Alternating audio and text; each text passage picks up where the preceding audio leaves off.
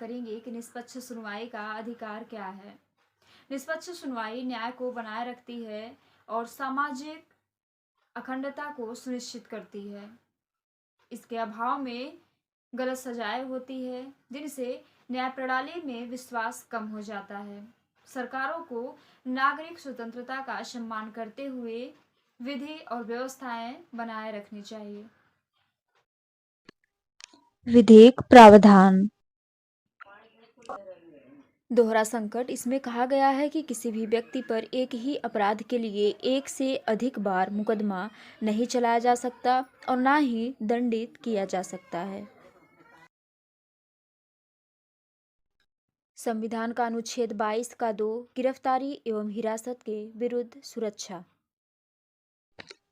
गिरफ्तार किए गए और हिरासत में लिए गए प्रत्येक व्यक्ति को यात्रा के लिए आवश्यक समय को छोड़कर ऐसी गिरफ्तारी के 24 घंटे के भीतर पास के मजिस्ट्रेट के समक्ष पेश किया जाएगा। सीआरपीसी की धारा 300 का एक दोहरा संकट।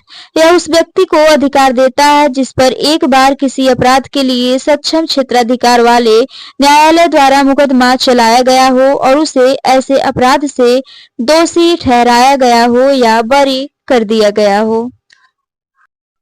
जब तक ऐसी दोष सिद्धि या दोष मुक्ति लागू रहेगी, वह उसी अपराध के लिए दोबारा मुकदमा चलाने के लिए उत्तरदायी नहीं होगा और न ही किसी अन्य अपराध के लिए उन्हीं तथ्यों पर जिसके लिए धारा 221 की उपधारा 1 के तहत उसके विरुद्ध लगाए गए आरोप से अलग आरोप लगाया गया हो या जिसके लिए उसकी उपधारा 2 के तहत दोषी ठहराया जा सकता था। सीआरपीसी की धारा 24 उपधारा 8 इच्छित अधिवक्ता को नियुक्त करने का अधिकार। सीआरपीसी की धारा 24 की उपधारा 8 के तहत न्यायालय पीड़ित को अभियोजन की सहायता के लिए अपनी पसंद के अधिवक्ता को नियुक्त करने की अनुमति दे सकता है। सीआरपीसी की धारा 243 स्वयं की प्रतिरक्षा करने का अधिकार। अभियुक्त को अपनी प्रतिरक्षा करने का और साक्ष्य प्रस्तुत करने के लिए कहा जाएगा और यदि अभियुक्त कोई लिखित बयान देता है तो मजिस्ट्रेट उसे रिकॉर्ड के साथ दर्ज करेगा। सीआरपीसी की धारा 303 इच्छित वकील द्वारा प्रतिरक्षा का अधिकार। कोई भी व्यक्ति जिस पर आपराधिक न्यायालय के समक्ष अपराध का आरोप लगाया गया है या जिसके विरुद्ध सीआरपीसी के तहत कार्यवाही शुरू की गई है, उसकी प्रतिरक्षा उसके पसंद के वकील द्वारा की जा सकती है। नागरिक और राजनीतिक आधारों पर अंतर्राष्ट्रीय प्रसंविदा 1996 का अनुच्छेद 9 स्वतंत्रता और निष्पक्ष सुनवाई। आपराधिक आरोप में गिरफ्तार या हिरासत में लिए गए किसी भी व्यक्ति को न्यायिक शक्ति का प्रयोग करने के लिए कानून द्वारा अधिकृत न्यायाधीश या अन्य अधिकारी के समक्ष तुरंत लाया जाएगा और उचित समय के भीतर मुकदमा चलाने या रिहा करने का हकदार होगा। यह सामान्य नियम नहीं होगा कि मुकदमे की प्रतीक्षा कर रहे व्यक्तियों को हिरासत में रखा जाएगा, लेकिन रिहाई न्यायिक कार्यवाही के किसी भी अन्य चरण में मुकदमे के लिए उपस्थित होने की गारंटी के अधीन हो सकती है और उसे निर्णय के निष्पादन के लिए अवसर आने पर उपस्थित होना होगा। नागरिक और राजनीतिक अधिकारों पर अंतर्राष्ट्रीय प्रसंविदा 1996 का अनुच्छेद 14 विधि न्यायालय के समक्ष सभी समान अधिकार। न्यायालयों या अधिकरणों के समक्ष सभी व्यक्ति समान होंगे।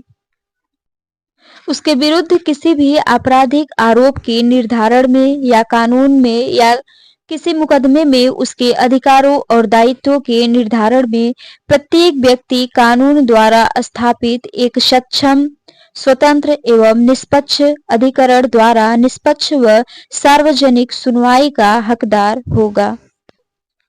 कुछ ऐतिहासिक मामले। श्याम सिंह बनाम राजस्थान राज्य 1973। न्यायालय ने कहा कि निर्णय पर पूर्वाग्रह के प्रभाव का निर्धारण करना महत्वपूर्ण नहीं है, मायने यह रखता है कि क्या कोई वादी यथोचित रूप से डर सकता है कि न्यायिक पूर्वाग्रह ने अंतिम निर्णय को प्रभावित किया है। जाहिरा हबीबुल्लाह शेख एवं अन्य बनाम गुजरात राज्य 2006।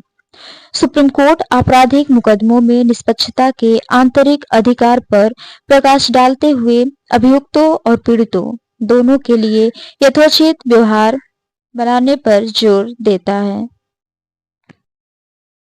हिमांशु सिंह सभरवाल बनाम मध्य प्रदेश राज्य अन्य 2008।